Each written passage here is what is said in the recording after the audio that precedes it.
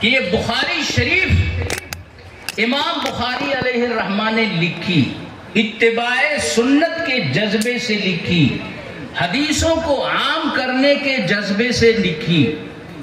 اور امام بخاری علیہ الرحمہ اتنے کامیاب اس لیے ہوئے کہ ان کے والد فرماتے ہیں کہ بخاری کی تعلیم و تربیت میں میں نے حلال پیسہ لگایا.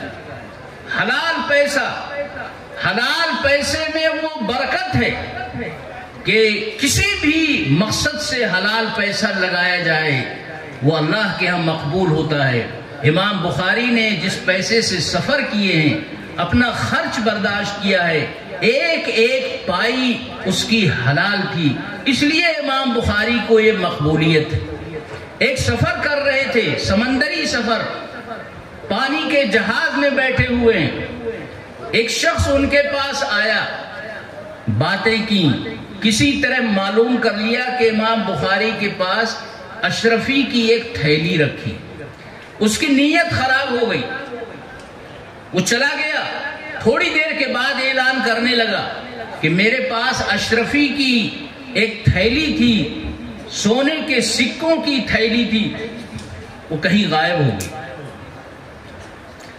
اس کا مقصد یہ تھا کہ ابھی تلاشی لی جائے گی، امام بخاری کے پاس وہ نکلے گی، سارے لوگ کہیں گے کہ امام بخاری نے کیا کیا، اس آدمی کی تھیلی بھی چھپا لی، اور وہ لوگ لے کر مجھے دے دیں گے.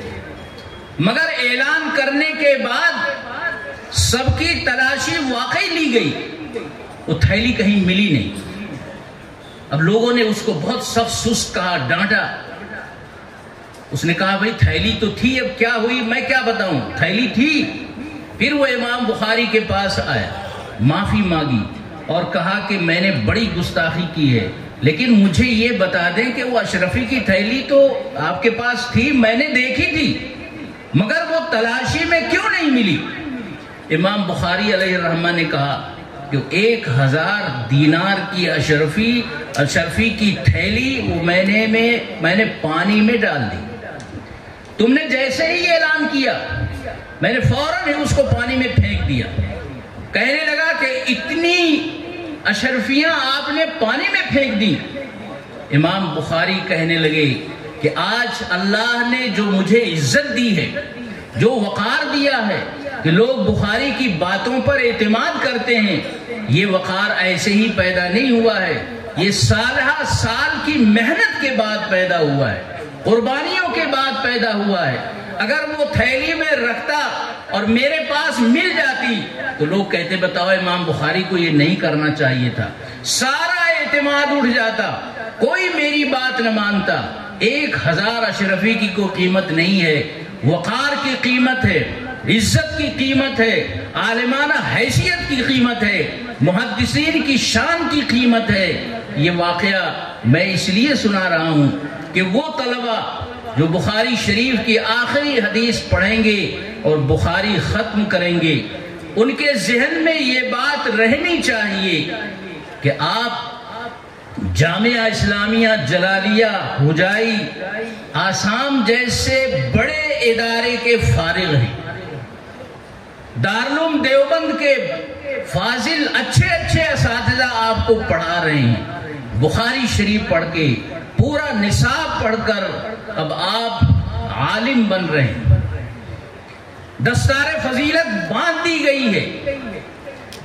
اپنے وقار کا آپ خیال رکھیں.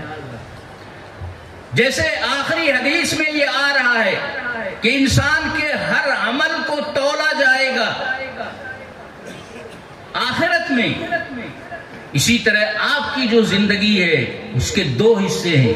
ایک زندگی وہ ہے جو شروع سے لے کر اب تک پڑھنے کی ہے، یہ حیات اولا ہے، اور ایک زندگی وہ ہے جو پڑھنے کے بعد آپ کی شروع ہوگی، یہ اس دنیا کی آخرت ہے. یہاں ہر چیز کو لوگ دیکھیں گے کہ فلاں مولانا صاحب حجائی تک پڑھی آئی سن، دیوبند تک پڑھی آئی سن، کتا خورا بالا نہیں زدی خیو خوئی دے کہ بڑو افسوس اور خدا. اپنے عالم، اپنے ایک مولانا افنر حیثیت قائد اور رہنما کی حیثیت ہے. اپنی حیثیت کو ملحوظ رکھنا. آپ کو پیسوں سے خریدا جائے گا، آپ کو دنیا کا لالچ دیا جائے گا، آپ کی حیثیت کو ختم کرنے کی کوشش کی جائے گی. اپنی حیثیت کو بچا کر رکھیں، پھر اللہ تبارک و تعالی وہ عزت آپ کو دے گا کہ اس کی کوئی نظیر نہیں ملے. ہارون رشید کے دربار میں ایک دفعہ شور ہوا باہر. بادشاہ نے پوچھا کہ بھئی یہ کیسا شور ہے؟ معلوم کرایا گیا. پتہ چلا کہ خراسان کے ایک عالم عبداللہ ابن مبارک بغداد آئے ہوئے. ہزاروں لاکھوں لوگ ان کے استقبال میں نکلے. انہوں نے ان کو چھینک آئی اور الحمدللہ کہا تو یہ لاکھوں آدمیوں نے زور سے یرحمک اللہ کہا. اس سے پورا علاقہ گونج اٹھا. بادشاہ ڈر گیا کہ شاید بغاوت ہو گئی ہے، ہمارے خلاف کوئی گروپ کھڑا ہو گیا ہے. لیکن جب معلوم ہوا اور مخبر نے آ کر بتایا کہ یہ خراسان کے عالم ہیں، یہاں آ رہے ہیں، پورا بغداد ان کے لیے استقبال میں نکل گیا ہے. اور ایک دفعہ چھینک پر الحمدللہ کہنے پر یہ یرحمک اللہ کی جو آواز ہے یہ گونج آپ نے سنی ہے. ہارون رشید کی بیوی نے کہا کہ بادشاہ سلامت، یہ ہے عزت، یہ ہے احترام، یہ ہے عالم کا وقار. آپ بادشاہ ہیں، دو چار آدمی اگر آپ سے ڈرتے ہیں آپ کی طاقت کی وجہ سے، آپ کے ڈنڈے کی وجہ سے، آپ کے احترام کی وجہ سے نہیں. اس لیے اپنے وقار کا لحاظ رکھیں، اپنے عالمانہ وقار کا لحاظ رکھیں.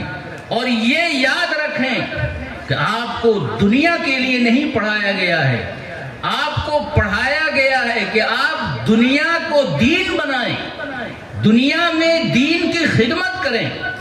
جس کو دنیا کہا جاتا ہے اس کو قربان کر کے آخرت کے لیے کام کریں، جو کام نبی اکرم صلی اللہ علیہ وسلم کا ہے. آج لوگوں کو ضرورت ہے اچھے عالم کی، اچھے امام کی، اچھے مفتی کی، اچھے مصلح کی، اچھے قاری کی. ان کی دینی ضروریات کو پورا کریں. اللہ تبارک و تعالی ہم سب کی ضروریات بھی پوری کرے گا. اللہ تبارک و تعالی اس ادارے کو اور قبول فرمائے، اس کے بانیوں کو اللہ تعالیٰ ان کی مغفرت فرمائے، ان کی درجات بلند فرمائے. جو اساتذہ یا اور لوگ یہاں کام کرتے رہے ہیں ان کے درجات بھی بلند کریں اللہ تعالیٰ. اور اگر ان کا انتقال ہوا ہے تو جنت میں ان کو داخل فرمایا جائے. اور اگر حیات ہیں اللہ صحت و عافیت کے ساتھ ان کی حیات دراز فرمائے. جو یہاں کے موجودہ محتمم حضرات ہیں، حضرت مولانا بدر الدین اجمل صاحب قاسمی رکن شورا دارالعلوم دیوبند، اسی طرح دوسرے محتمم صاحب ہیں حضرت مولانا مشتاق انفر صاحب، یہ بھی اچھے عالم ہیں. اور دونوں حضرات قوم کی بڑی خدمت کر رہے ہیں. آپ حضرات مجھ سے زیادہ ان کی خدمات سے واقف ہیں. اللہ تعالیٰ ان کو جزائے خیر عطا فرمائے. یا اور جو ذمہ داران ہیں، اساتذہ ہیں اور محتمم حضرات ہیں، مولانا جیر الدین صاحب بھی ذمہ دار ہیں، یا اور حضرات جن کو اس وقت میں نام سے واقف نہیں ہوں، اللہ سب کو جزائے خیر عطا فرمائے.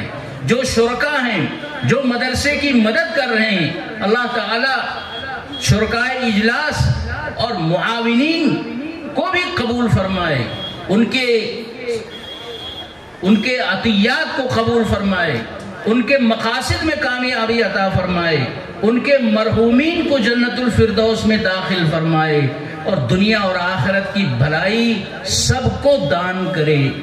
وآخر دعوانا ان الحمدللہ رب العالمین.